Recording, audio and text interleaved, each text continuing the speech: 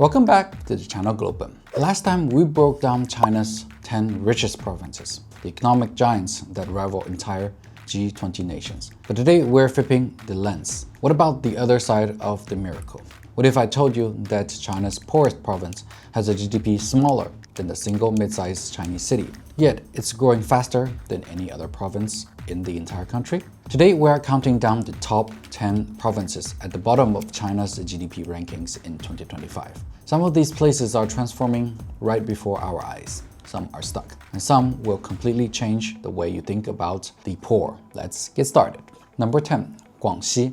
Coming in as number 10 with a GDP of 2.97 trillion RMB, roughly 415 billion US dollars. Guangxi is one of China's most puzzling economic stories. It has a coastal line. It borders Guangdong, China's richest province. It sits right next to Southeast Asia, and yet its GDP per capita is just 95,443 RMB, around 8,300 US dollars, ranking 29th nationally, one of the lowest in the country. So what went wrong? Unlike Guangdong, Guangxi never developed a strong manufacturing base. Its ports faced directly competition from Zhanjiang and even Vietnam. It spent decades as a raw material exporter, timber, sugar, manganese, without moving up the value chain. But here's the twist. 2025 was actually a breakout year. Guangxi grew 5.1%, beating the national average for the first time in years, driven by a manufacturing rivalry and cross-border trade with ASEAN. The question is whether it can sustain that momentum or slip back into the underachiever role it knows too well. Number 9, Shanxi. Shanxi's GDP hit 2.55 trillion RMB, about 357 billion US dollars in 2025. This is China's coal province. It mined over 1.3 billion metric tons of coal last year alone. But here's the cruel irony. Shanxi's economy grew just 4% in 2025, dragged down by falling coal prices. When coal booms, Shanxi booms. When coal slumps, Shanxi slumps. This is what economics call the resource curse. The more you depend on one commodity, the harder it is to build anything else. The numbers are stark. Shanxi's GDP per capita stands at around 73,987 RMB, roughly 10,300 US dollars. But here's what's changing. The green transition is real. In 2025, Shanxi's clean energy capacity reached 55.1% of total power generation, surpassing coal for the first time in history. It's a medium-income province fighting its way out of a low-growth trap, and for the first time, there's light at the end of the tunnel.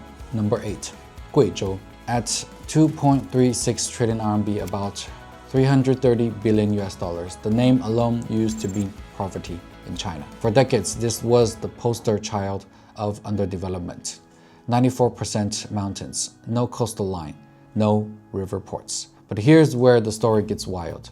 Guizhou pulled off one of the most unexpected tech bets in modern China. It built massive data centers inside cool mountain caves, hosting servers for Apple, Tencent, and Huawei. It's now one of the country's largest big data hubs and a cornerstone of the East Data, West Computing national strategy. The growth is real. 4.9% in 2025, steady and sustained. Guizhou's digital industry output is projected to exceed 280 billion RMB in 2025, growing at an average annual rate of over 16% during the 14th five-year plan period. But the starting line was so far back that even years of above-average growth haven't closed the gap. Guizhou's GDP per capita remains among the lowest nationally, at around 61,000 RMB, roughly 8,500 US dollars.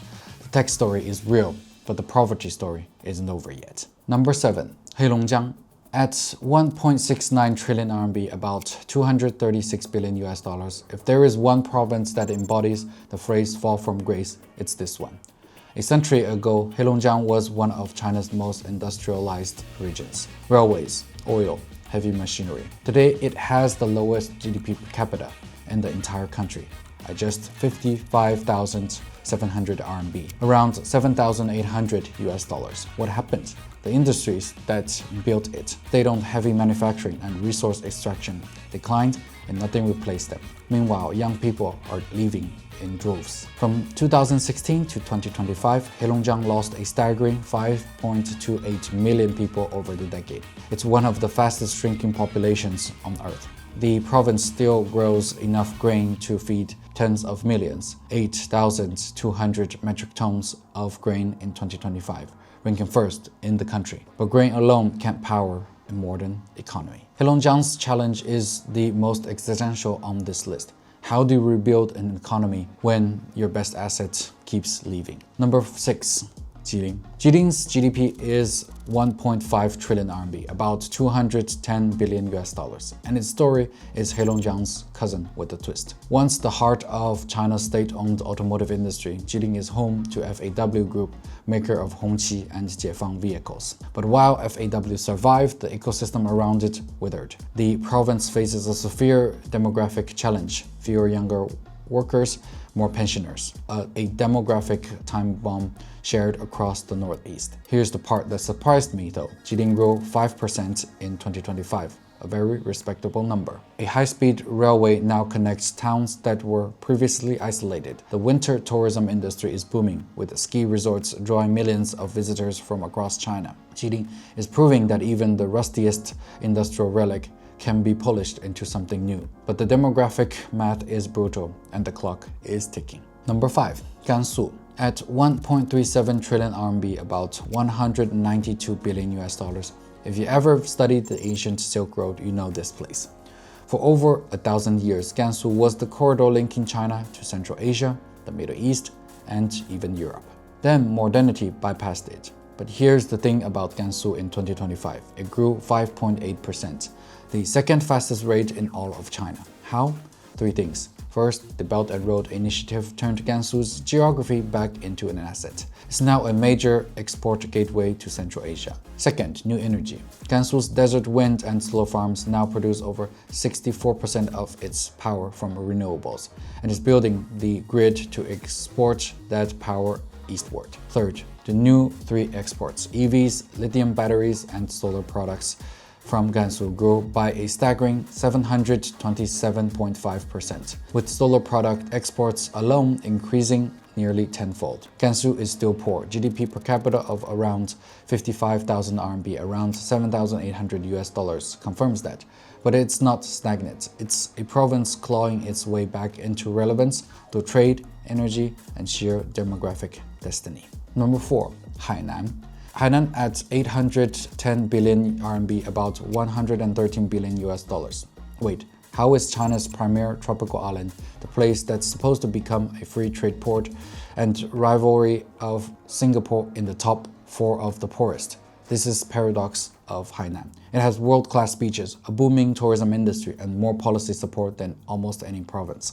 But its secondary sector, including manufacturing and construction, is virtually non-existing, just 18% of GDP, compared to over 30% of most provinces.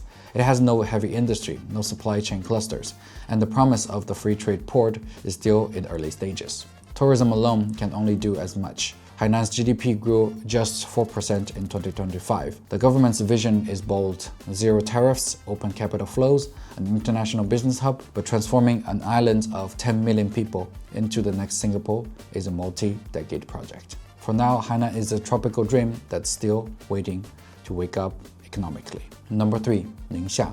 Ningxia at 569.6 billion RMB, about 80 billion US dollars. Smaller than many Chinese prefecture-level cities, landlocked, arid, a population of just 7.3 million. On paper, this tiny Hui autonomous region shouldn't be interesting at all, and yet Ningxia grew 5.3% in 2025. What's happened? Ningxia has quietly become one of China's most important new energy bases. Renewable energy now accounts for 65.5% of its total power generation capacity, with newly added capacity hitting a record high in 2025. It's also developing a genuine digital economy, with cloud computing centers serving the entire Northwest. Ningxia is not flashy. It will never be rich on a per capita basis relatively to the coast. But it's proof that even a tiny, water-scarce region can outperform if it bets smart and executes relentlessly. Number 2, Qinghai. Qinghai at 412.2 billion RMB, about 58 billion US dollars, roughly the size of Uruguay. For context, the highest GDP city in China, Shanghai, produces over 30 times this amount. Qinghai is vast, high altitude, sparsely populated. It has 6 million people spread across an area larger than France. So why is it worth talking about? Because Qinghai grew 4.1% in 2025, and it has a secret weapon. It sits at the source of China's 3 largest rivers, the Yangtze, the Yellow, and the Lancang, and is building a clean energy empire on its higher plateau. Clean energy now accounts for over 93% of its total electricity generation capacity, with renewable sources alone exceeding 73%. Its solar and wind farms now produce more clean electricity than most European countries, and it's exporting that power via ultra-high voltage lines to China's industrial east. Qinghai is never going to be a manufacturing powerhouse. Its geography simply won't allow it. But it is proving that an economy can be built on ecological value, clean energy, and strategic resources. It's China's second poorest province by GDP, but it may also be the most important province you never thought about. Number 1, Tibet. And at number 1, the smallest GDP of any province in China, Tibet, at 303.2 billion RMB. That's about 42 billion US dollars, smaller than many individual Chinese cities. And for perspective, Guangdong's GDP is 48 times larger. Tibet is the roof of the world, an average altitude of over 4,000 meters, a population of just 3.7 million, and some of the harshest living conditions on the planet. Infrastructure here costs 3 to 5 times more than at sea level. Development by any normal standard seems almost impossible, and yet Tibet grew 7% in 2025, the fastest growth rate in all of China, with GDP breaking the 300 billion RMB milestone for the first time. How? 3 engines. First, infrastructure. The Sichuan-Tibet Railway is under construction, one of the world's most challenging engineering projects, which will eventually connect Tibet to China's high-speed rail network. Second, clean energy. Tibet's hydropower and solar potential is staggering. It's home to some of the world's largest untapped clean energy resources. Third, tourism and specialty products. Tibet welcomed over 70 million visitors in 2025, and its high-altitude agriculture products, yak products, Tibetan medicine, spring water, command premium prices across China. Tibet will never be an industrial powerhouse. Its geography and ecology won't allow it, and frankly, they shouldn't be. But it is proving that a province can grow without factories through infrastructure, clean energy, and the unique value of being the roof of the world. So here's the big picture. We started with 2.97 trillion in Guangxi, and we've ended with 303 billion in Tibet. And yet, every single province on today's list grew. Tibet at 7%, Gansu at 5.8%, Ningxia at 5.3%. Some of these economies are transforming in ways that would have been unthinkable a decade ago. Others are fighting structural battles that won't be solved overnight. The Chinese economic miracle has never been one story. It's dozens of different stories playing out at different speeds with very different destinies. That's our deep dive for today. If you want more on China's regional economy, hit that like, subscribe, and the notification bell. Thank you so much for watching, and see you in our next video.